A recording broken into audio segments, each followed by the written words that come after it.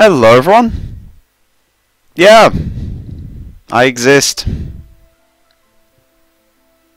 Anyway, it's been almost a year, I think, since I've released a video. I think it's been over a year since I released a Spellweaver video, but I don't make videos anymore, as people sort of figured out. I am making this one though, but it's an exception as opposed to me coming back.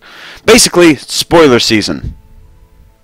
So I thought I'd make a comeback. I did a stream on spoilers a couple days ago, but thought might as well do a video as well. So anyway, I've got 4 cards, 2 of which I unveiled on stream on Monday? Yes, on Monday. And the other 2 were unveiled by Fuzz and Album on the Master stream last weekend. So, what am I talking about? Well, with mobile release, we're going to be getting 7 new cards, 1 for each aspect, and then also a shrine. So let's start with the shrine. So the shrine is Pandemonium of Darkness. Now, it's an epic spell shrine like Trigon. That's the idea, it's the evil Trigon.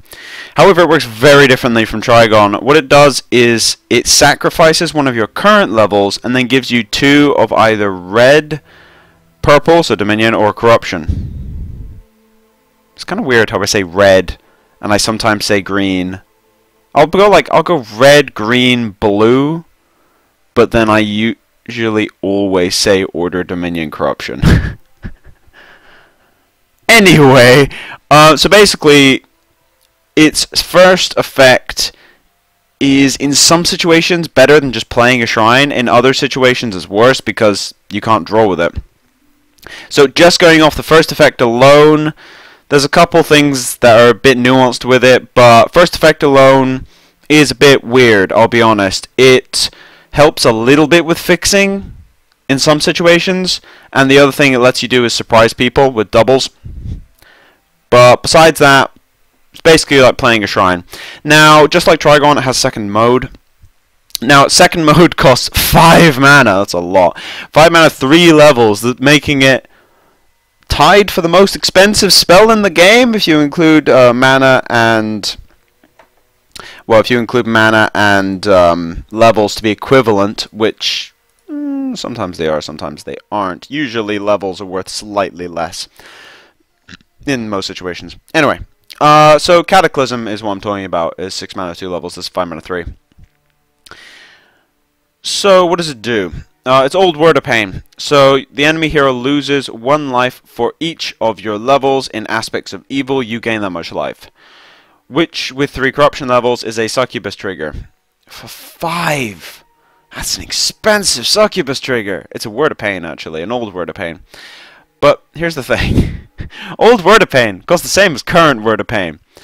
And it had exactly the same effect, but it also drew you a card. So it cost less than half and drew you a card. So this is not Word of Pain. It's not even close. Now, granted, it is on a shrine, which makes that better than just playing that card. Because as a card, 5 mana, drain 3 is bad. Just saying that.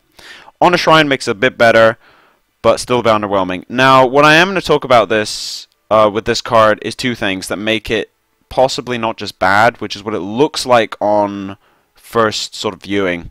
The 2 situations this works is 1, something which I don't think should work, and if it does, it'll probably get hotfixed immediately, which is temporary levels. What I mean by that is, if I bring up the card viewer in the background, things like Grand Institute. If Grand Institute works with Pandemonium, then you can use Grand Institute, sacrifice the level, and ramp, which is stupid. Now, that is most likely not going to work.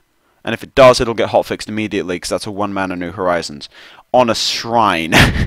So, yeah.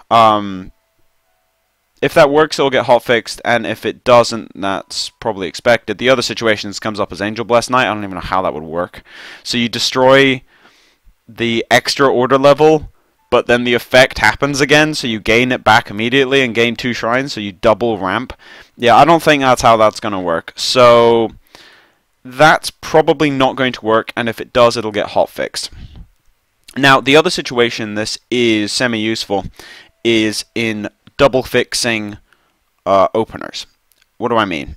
I mean, you start elves, for instance. Just using as the example, rage is the other one.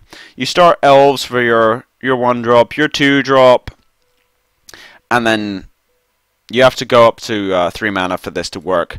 Then, on your 4th turn, you destroy your green level and you play a Tombs of the Damned. Now, this works best with Rage because they have 2 creatures that, well, actually 3, that are worth going up to the 3 mana 1 level. I guess 4 actually. Yeah, the 3 mana 1 level slot in Rage is actually really good. They've all seen play, which is remarkable for that mana slot. Now, if you do that, you can switch over to Tombs. The other situation that works is 1-drop, 2-drop Goblin Looter out of, say, green. The problem is when you draw them late game, it becomes useless. And it doesn't work with stuff like Aerolac or Flame Serpent because then you need to go 4 mana 1 level, which is really hard because otherwise you'll end up with 3 levels. So there's that, which can work, but I'm not sure there's enough interesting stuff that has double requirements. In fact, I'm not sure if there even is one in Dominion. Not at low mana cost. There's Helm and such, but nothing at low mana costs. That's interesting.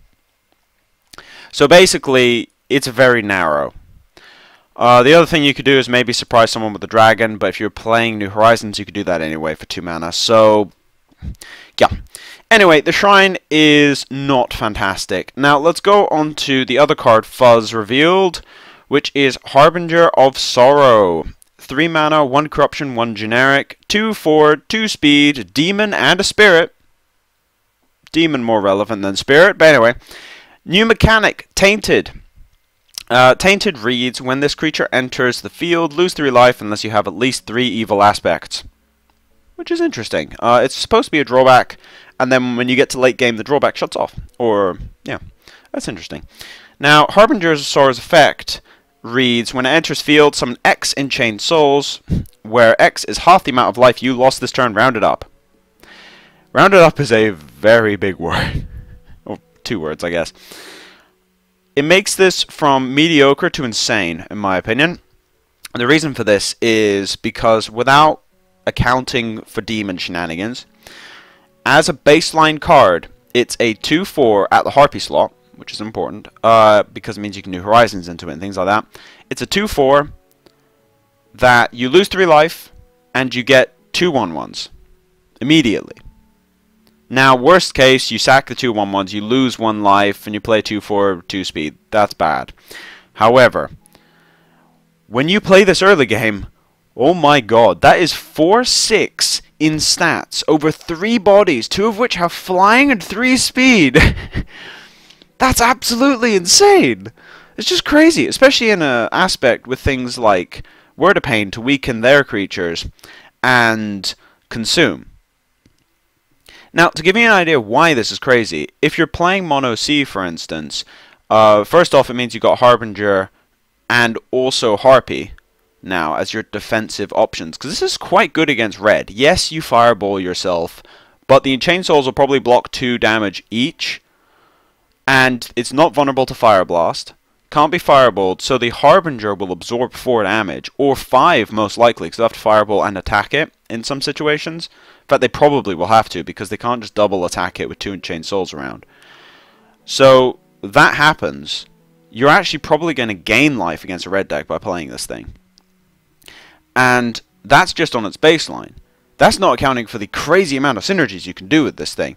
Now, before we get on to the obvious one, Portal, I just want to direct everyone's attention to Massive Assault. Yeah, Massive Assault is very scary with this thing. If you play Massive Assault the turn after you play down this 4-drop, they all attack, and there's 3 of them, which means you get 3 damage out of the main body, and you get 2 out of the other ones. That's ridiculous. That turns 4 attack into 7. And if you play another Massive Assault, it's a 10 damage, and that's not accounting for any other creatures you have access to. So, very strong card just based off of that. Now, the Harbinger is powerful without accounting for its demon synergy. When you account for Portal, the thing becomes insane. So, looking at Portal, first off, if you have it in hand, you can actually go Portal, play it immediately. On curve, you still only get 2 souls, and you lose a 3 life, well 4 because of Portal, which is kind of annoying, but you can get your Nightbringer. But yeah, working on curve, it's fine. However, on 2, it has crazy synergy with Portal. You lose the 2 life from Portal, you play it, you lose 3 more, you nuke yourself for 5, but you get 3 bodies, and you've basically just played a Bedeviled Fiend, which is a little insane. Now, Bedeviled Fiend is not a good card, especially in a metagame with red floating around. Whereas this kind of thing actually excels against red, and yes, you may be thinking that's a lot of life loss. If you're playing mono, then the life loss goes away late game though, which is nice. And also Enoch.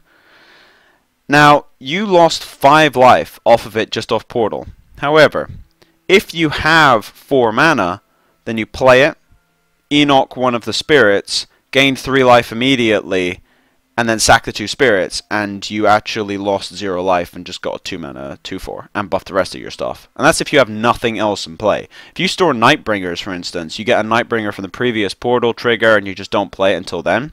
Then you play it, and you can sack the Nightbringer, gain the 4 life off the other creatures, and then sack all of the Enchained Souls, and then you end up gaining 7. So you actually gain life off this, which is kind of insane. And then late game, when your Portal gets to 3 or 4, when you're trying to draw into your reset, you can go get Harbinger. You'll have Tainted active, so it won't hit you anymore, and you can just play it as life gain. Works really, really well with Portal. Really, really well with Portal. And again, consume targets matter a lot. So this card is very, very powerful.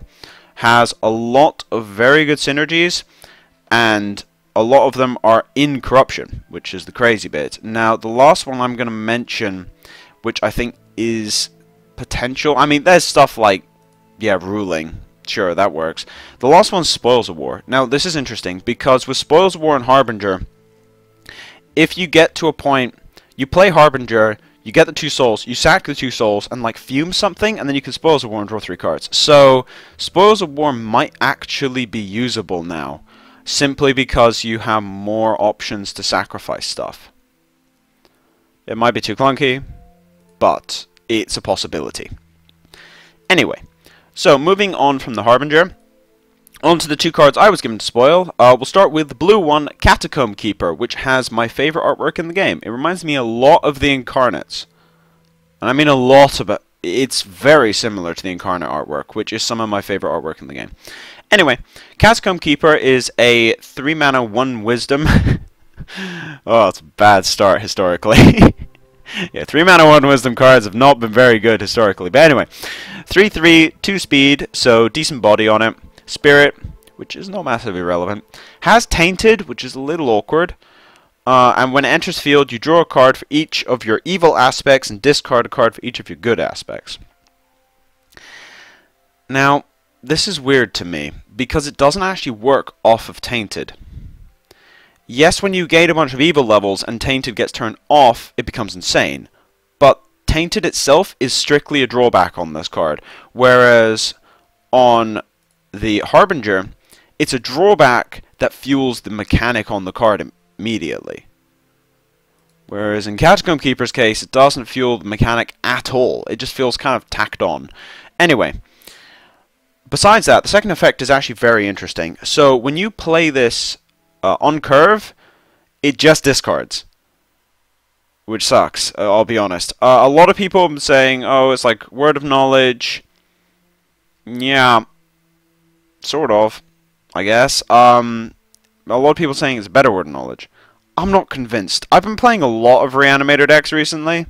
Too many. But anyway, I've been playing a lot of Reanimator decks recently. And yes, I get it. You play your Catacomb Keeper, you discard, like Bezarok, Reanimate on curve. Yep, that's very nice. But when you don't have access to that, it doesn't do anything.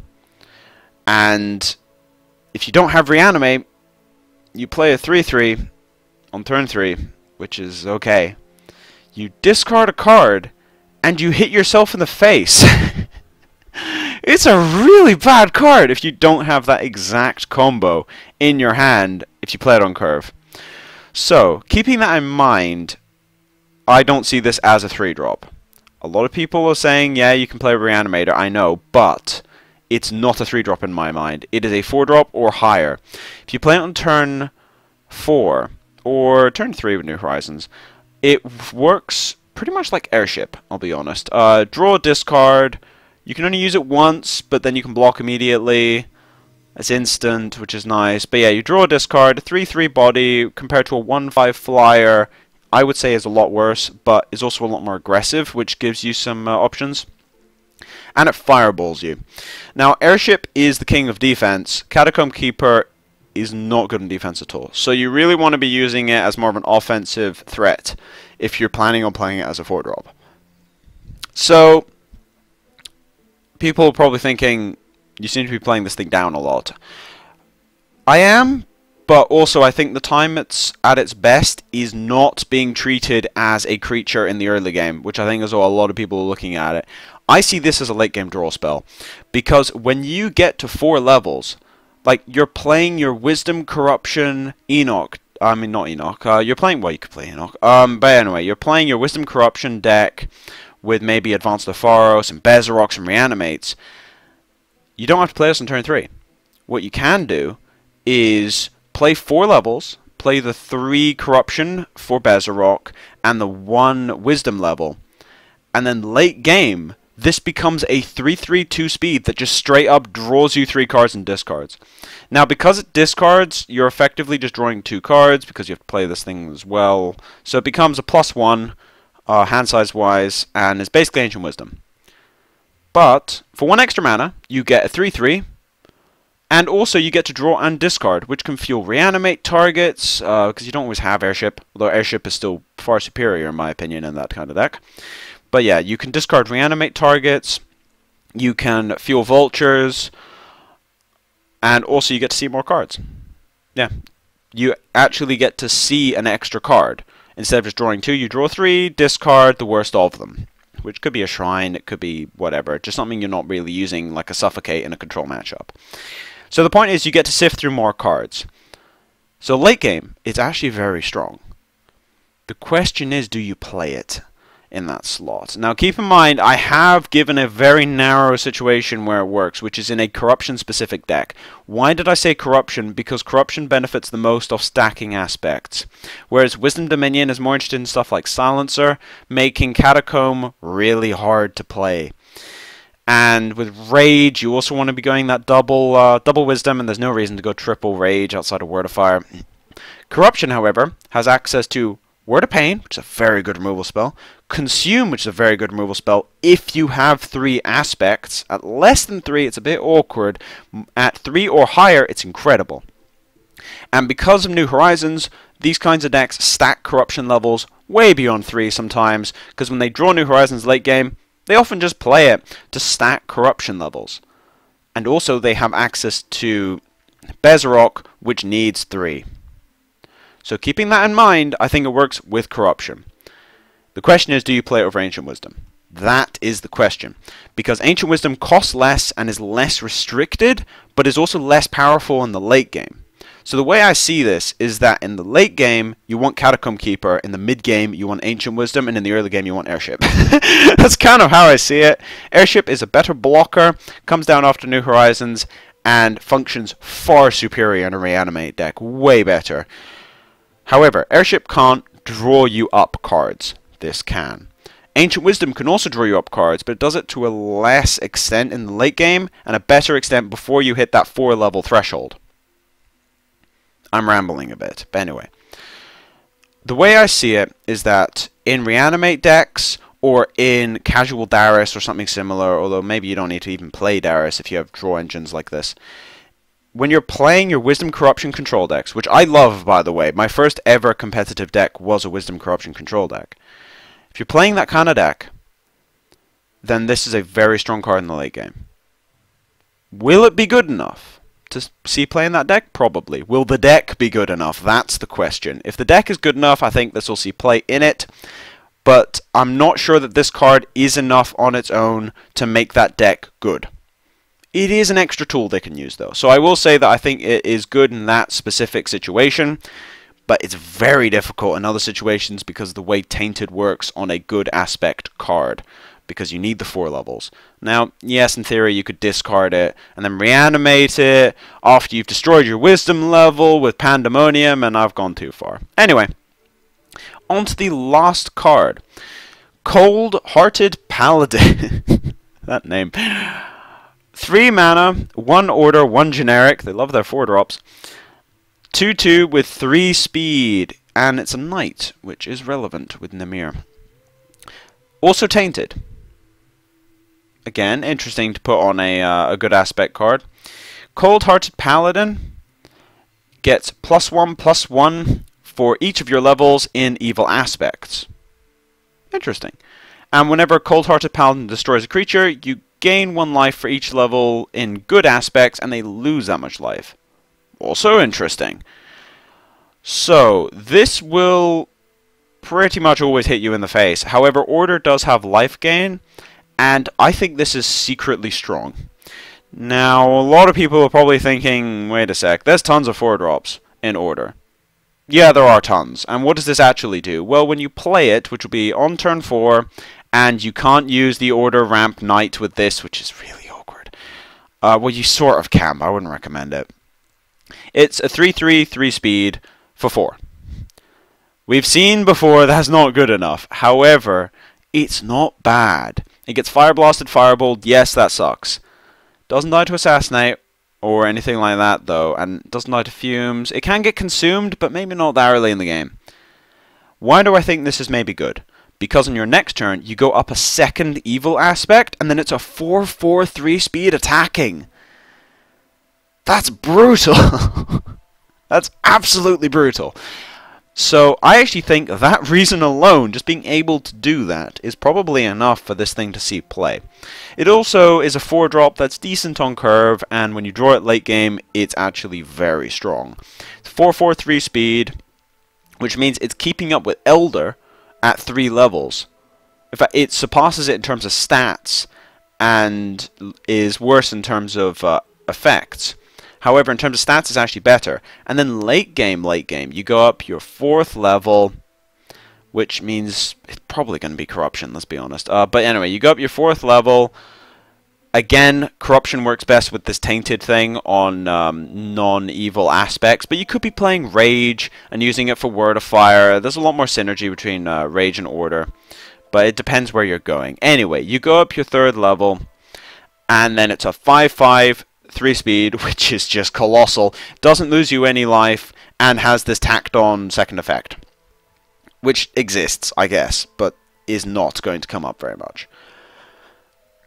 I don't have as much to talk about with this one. The other 2 cards, the other 2 creatures, are very interesting in terms of their synergies, whereas Coldheart Paladin is more of, he's like almost like a Gomor. He's a big, stupid beater. But big stupid beaters often see play. Now to address the elephant in the room. Well, 2 of them actually. The first one is he doesn't really work very well with Nimir. It's a bit awkward. The reason is because you go 4 levels. He stops at 4/4, which, yeah, that's good enough. He still hits you in the face for 3. And then Nimir requires 2 order, which means you have to go 4 levels anyway, but you're weakening your paladins. Is it worth it? Probably, for the sake of Nimir. He gives you life gain, he gives you knight synergies. Nimir's a very powerful card. However, how do you fit that into a deck? I'm not entirely sure, since you are restricted to the 3 evil aspects if you want to get this thing running. And that's the other reason why I think that this will see play. If we look at the other Order 4-drops, now, this is the first thing everyone thought about when they saw about this, is, yeah, Order has stupid levels of 4-drops, and they're all good, mostly. But anyway, let's have a... well, okay, not all the Order ones are good, but they have a lot of very powerful ones. The thing is, a lot of them are double aspect. Master Tactician, very powerful. Restricted to soldiers. So unless you're playing soldiers, doesn't work. But very, very strong. Then you've got the other 3. These all see extensive play, but they're all 2-color, which is huge. And it's not just the 2-color, they require both aspects to be present at the same time, which I know it sounds like I said the same thing twice. However, Trigon allows you to get, say, Order and Wisdom on the same level. Doesn't mean you can play Seleuccio. You need another Order level to be able to do it, which does not work if you're trying to go the 3 levels to stop Tainted.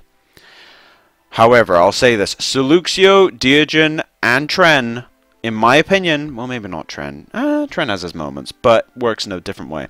But anyway, in my opinion, Diogen and Seleuccio specifically are better in their set niches. Especially Seleuccio. That thing's a powerhouse.